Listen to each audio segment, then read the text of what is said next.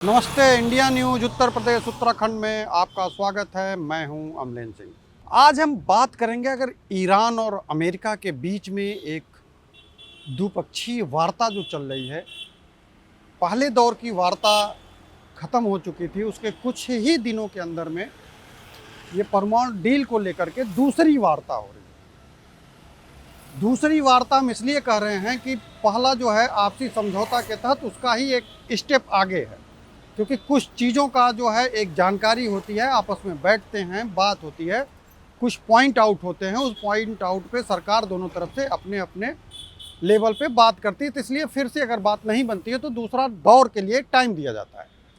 वो टाइम ज़्यादा लंबा नहीं है, वो टाइम कम मिला है और कम मिलने के बाद आज इस बात पे फिर से वार्ता हो रही है। रीजन वार्ता की ये है कि परमाणु डील जो है उसको लेकर के अमेरिका जो ईरान पर लगातार दबाव बना रहा है और ईरान इस चीज़ को नहीं मान रहा है। ना मानने के पीछे ईरान भी अपनी बहुत सारी ऐसी चीज़ें हैं जो उस पर दबाव एक तरीके से अन्य पहलुओं के माध्यम से बना रहा है। जैसे आप टैरिफ प्लान की बात बीच में आप सुनते आ रहे थे कि टैरिफ प्लान के जरिए अमेरिका जो है लगातार अलग अलग कंट्री पे दबाव बनाता है। उसी तरीके का हिस्सा है कि जो उपभोक्ता एक बाजार होता है उससे सामान खरीदने के लिए आपको कुछ टैक्स चुकाने पड़ते हैं, उसका एक लेवल हाई हो जाता है।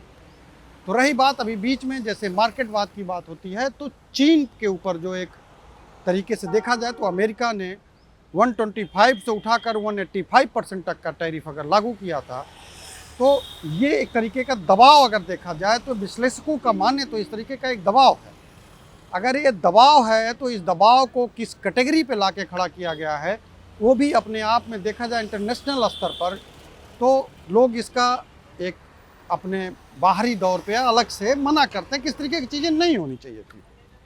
उसी दौर में ईरान के ऊपर अमेरिका जो है लगातार दबाव बना रहा है कि परमाणु समझौता ईरान कर ले, क्योंकि ईरान लगातार परमाणु के तहत अपनी जो गतिविधियाँ हैं उस पर वो काम कर रहा है। तो कहीं ना कहीं अमेरिका को ये डर बना हुआ है कि ये बहुत तेज़ी से जो विकास कर रहा है वो भी परमाणु को लेकर के कर रहा है, तो वो उसको दिक्कत ना हो, कहीं उससे कोई आगे ना बढ़ जाए या फिर कहीं इनकी गतिविधियां जो हैं किसी आतंकी देश के हाथ न लग जाए। क्योंकि ये फार्मूला ऐसा होता है कि आप एक फार्मूला के तहत अगर आतंकी गतिविधियों के हाथ में लगेगा तो बहुत एक गलत मैसेज जाएगा या फिर उसका मिसयूज हो सकेगा। तो इन चीज़ों को लेकर के लगातार एक जो सामूहिक देखा जाए कंट्रियों की बैठक जो होती है, उस बैठक के अनुसार ये होता है कि आपके पास जो फार्मूला है वो कहीं दूसरे तरफ ना जाए, उसका कहीं कोई मिसयूज ना करे, या फिर सुरक्षा के दृष्टिकोण से देखा जाए तो आपके यहाँ से लीक हो सकता है। तो इसीलिए लगातार वो दबाव बनाया जाता है कि आप एक जैसे कंट्रियों का देश है, उसमें से ये होता है कि आप सब लोग मिल करके रहेंगे और कोई ऐसा आपके पास हथियार हो तो वो चीज़ कहीं दूसरे कमज़ोर के पास ना चला जाए जो दबाव में पैसे की लालच में कहीं उसका फार्मूला कोई बेच ना दे। उसी का एक माध्यम बन करके आया है ईरान, जो अमेरिका डरा हुआ है कि अगर इनके यहाँ से फार्मूला लीक होता है या फिर ये कहीं फार्मूला कहीं बेच देते हैं, हमारे कंट्रोल में रहेंगे तो ऐसा नहीं कर पाएंगे। तो वो देख दबाव की प्रक्रिया होती कि आप अदर कंट्री की तरह आप भी जो है हमारे समझौते के तहत एक फार्मूला करिए, क्योंकि ये जो परमाणु समझौता है, ये परमाणु समझौता ऐसा है कि इसके जो भी एक विनाशक रूप होंगे अगर ये फार्मूला चोरी होता है तो हर कंट्री को भुगतना पड़ेगा।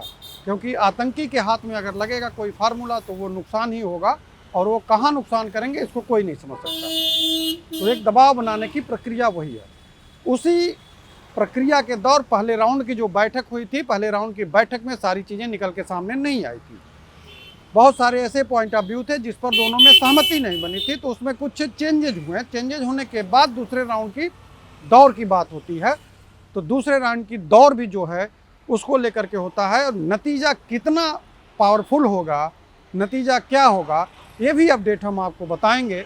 लेकिन अभी कुछ समय के अंदर ही उस पर भी हो जाएगा, निर्णय आ जाएगा कि ये बात का राउंड दूसरे दौर का जो है ये रोम में जो चल रहा है अमेरिका और ईरान के बीच का, जो दोनों विदेश मंत्रालय के लोग आपस में बैठे हुए हैं, उनमें किस राउंड तक बात किस टॉपिक तक पहुंचती है, एक एक टॉपिक पर हम आपको विस्तृत जानकारी हम आपको देंगे और बताएंगे कि ये चीज़ आगे अभी और क्या हुआ है और आगे होगा तो किसको फ़ायदा होगा, किसको नुकसान होगा। इन सारी चीज़ों पे हम अपडेट के साथ समय समय पर आपके पास उपस्थित होते रहेंगे। फिलहाल अभी के लिए हमें दीजिए इजाज़त। नमस्कार।